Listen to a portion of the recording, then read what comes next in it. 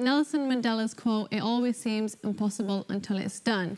To me, this quote represents empowerment, because for you to even begin to do the impossible, you have to believe and have the conviction that it is possible. Nelson Mandela did what he did because he had a belief, he had hope. So I'm going to relate this to what my struggle has been and what I can see the struggles are of the Asian community, because that's where my experience is. So what is empowerment? Empowerment comes from a belief in yourself. It comes from being aware of your self-worth, having confidence in yourself, to be in control of yourself and your life, and to focus on your purpose. Where does it come from? It comes from the knowledge of oneself and being comfortable with yourself. It comes from education, it comes from support, and it comes from an ability to express yourself, and economic independence, and also religion. But what if you haven't had that ability to express yourself? Now, when I talk about expressing yourself, I mean pursuing your desires and what you want to do. Now, what I found in the Asian community is that in the first generation of British Muslims, what's happening is that there's an elimination of basic choice. Right from the beginning, when they are born, they are told what they can and can't do. And why they have that is because the parents who've come from back home have come with their own preconceived norms, social norms. They've come with their traditions. And when they've come here, they've clung on to that identity. They don't want to let go of those norms, because if they let go of them, they have nothing to hold on to. The identity is driven away. So they have a submissive rule at home where the individual has to comply to what the family wants, but at the same time, at school and college, they are being told to critically think and to challenge these ideas. And you have a conflict, yeah? So then, for example, let me give you the example of marriage. If the family want the individual to get married to somebody from back home, the child will adhere to that because he's got a safety network. He's been given the stability, he's given the economic stability and everything else that comes with that. But at the same time, he's being told that he can pursue his own needs. So he gets married because he doesn't want to opt out of that network. And then as he grows to realize his potential, he thinks, actually, what have I done? But he can't opt out, it's too late. So he goes down the route of finding a girl or a boy that he falls in love with, but they're kept separate. Because once they collide, he has to deal with that, and the parents have to deal with that. But he will never opt out of that because that's a safety network that he's been brought up with. So we've got these problems, and how are they being dealt with? That will come to later. Regarding Asian women, they are always being taught that they're inferior. They're being brought up, especially if they've got brothers, the brothers are treated differently. And the women are really being brought up for the purpose to be a mother and a good wife. How can they strive to be anything else? If you are constantly being told and you're constantly being conditioned that your only role is to serve as a mother and your only role is to serve as a husband, if you do want to do something, it's such a mental battle for you to get out of that. Okay. And if you're not able to express yourself, how are you able to form your identity? How are you then supposed to grow as an individual? Okay. Once a marginal group, the next thing is once they've gained their empowerment and are contributing to society, don't disempower them. This is the problem that we're facing at the moment. The Muslim community are very marginalised, especially the youth, because we've got these labels of terrorism and, you're all extreme or you're all radicals. And the problem is that once they've got their voices, people say, oh, actually, it's just Muslims, or they're all Muslim women, or, we don't care about them. I'll give you the case in point. George Galloway, you all probably knew that he won the Bradford West by-election. And it was later reported the women in Bradford won it for George Galloway. And this was revolutionary. It was really revolutionary. Why? Because for so long in Bradford, there existed a system called brotherly politics. Brotherly politics is where the men of the family take charge of the voting. So they go home and they say, okay, look, you're going to vote for this person, and it's collective. Now, when George Galloway came to Bradford West, he mobilised those women. He went to the streets and he knocked on those doors and he said, what do you want? This was the first time it happened. And for me, I was absolutely amazed by it because it was something new and it was something revolutionary. He gave them a voice, he empowered them. Regardless of Galloway's own character flaws, he did something brilliant. His strategy was brilliant. He mobilised a group that for so long had been politically apathetic and politically silenced. But what happened? What was the aftermath of that empowerment and that enlightenment? so to speak. It was fobbed off as a Muslim vote. I'm sorry, but does it matter? Does it matter who voted? Does it not matter that those women who had been silenced for so long had gone to the polling station, had casted their votes? Does it not matter that he was speaking in languages that they had never spoken before? Does it not matter that the young were feeling empowered all of a sudden? Does that not matter? How do you think it feels for me as a Muslim woman when you tell me, oh, okay, you're not contributing to society, and when I do, you cheap it off as, oh, it's a Muslim vote and it's Muslim issues? How do you think that makes me feel? It makes me go back to square one, and I think, okay, should I raise my voice? And if I do raise my voice, who's going to listen to me? Yeah? Okay. And then after that, it didn't end there. The patronisation, the condescendingness, it continued. After George Galloway won in Bradford West, Ed Miliband came up. And he held an audience in Bradford with a group of professional women, and I was invited to that event. And to me, I was really angry, I'll be honest with you, because when I went in there, I was expecting a lot better, because Ed Miliband, his candidate at the time, at the Bradford West election, he didn't even attend the hustings. He was so confident that he was going to win that seat. He didn't attend the hustings.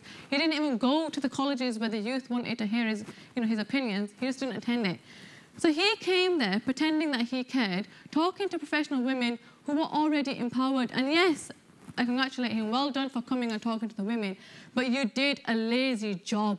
Tomorrow, I could invite a group of empowered women, the professionals in Bradford, and I could do it like that, and they'd all be there, and you could all come and talk to them. What's hard is going to those streets. What's hard is talking to people like my mum, my grandma, who can't speak the language, but who have contributed so much to society. I'll tell you how they have. They've sacrificed so much. They came to this country with nothing, and yet they brought their children up, they brought their families up, loving this country, and they always taught us to be respectful, and to be respectful for the people around us, and to respect our neighbours. Yeah? So what about those women? Are you going to give those women a voice, or are you just going to say, actually, it's hard to do that, we'll just leave the men to do that? And the media plays into this. How do they play into this? Because the men don't want the women to have a vote. The men want us to be sat at home and not to be mobilised. So really, when you've got these headlines saying, oh, Muslim women wooed by gorgeous George and all this rubbish, what you've got is the men at home are clapping their hands and saying, look, this is what happens. This is what happens if you go to the street. This is what happens if you educate yourselves or, take part in the community. Oh, the white folk and the natives don't really want you there. They don't see you as equal. Is this what we want?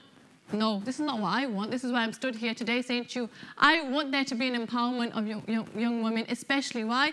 Because there's a growing number and growing population of young Muslim women who are empowered, who are in this country and who are making a massive impact. People like Saida Warsi, people like Salma Yaqub, people like Dina Tokyo. I bet none of you have heard of Dina Tokyo. She's massive, yeah?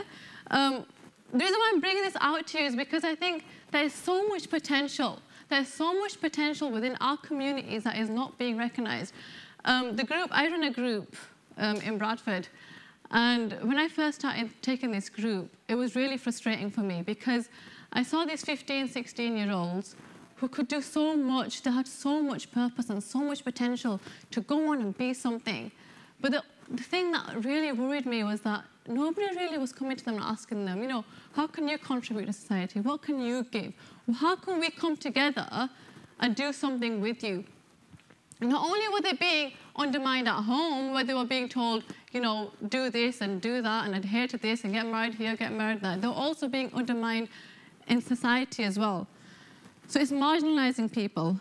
The second thing is, let Muslims take ownership of issues. What do I mean by that? We are not a homogenous group. Like any community, we are not a homogenous community. Every one of us is individual. So don't let that be reflected in the media. Don't paint us all with the same brush. I can't tell you how disempowering it is. I went to university. I'll tell you my story. I went to university, and in my final year, I got pregnant with my daughter, and it was really hard. Like the first 3 months, I was really badly sick, and honestly, I didn't think that I was going to go back and complete my final year. I was actually planning to take the year out. And after the scan and stuff, I realised I need to go back. I'll tell you why I decided that I needed to go back. I needed to go back because I wanted my child to see that she had a role model, that she could do whatever she wanted to do. So this is why I did it. Okay, so how do we encourage empowerment? common unity community. We come together. Education, education, education. Education is massive. You need to educate people, not just academically, but tell them their rights. They have to know what their focus is. They have to know who they are so they can contribute to society. They have to realize that it's not just individual, but how does their actions contribute to society? Can we act as a collective, like Winnie was saying? Examples. It is natural for us to look for role models, but what if they aren't there? What if out of the over 2 million Muslims that are living in Britain, I only see and can count on my finger 5 that I know? That's ridiculous. How are you saying, on the one hand you're saying to me, okay, be involved in society and, you know, we want you to be part of it, but at the same time, there's nobody there in the public sphere. I think another thing, going back to that, is, you know, everybody asks the question, British and Muslim, and you probably heard it all, like, you're British or Muslim. Don't ask those questions, because you're questioning your identity. How would you expect somebody to say, yeah, actually, I'm a British Muslim, and you're inferring that the two are contradictory? So stop that. We need to create safe spaces where people can express themselves freely. Groups like my monthly group, they need to feel a sense of solidarity so that they get the support and you give them a voice. The voice matters. They need to feel like, you know, they're worth something. It helps people to challenge the wrongs they see, but to do so in a rational manner. If we're going to create a movement of social change, it has to come from within, and it has to be a movement of slow change, taking our parents with us and the community around us with us. It has to be together. For example, you can't see the Pakistani issue is a Pakistani issue, and a Hindu issue is a Hindu, or a black issue is a black issue. We've all got issues. How do we come together and solve these? The case in point is grooming. Yeah? When the grooming thing happened, everybody was like, oh, it's the Pakistani men, they're preying on the white women.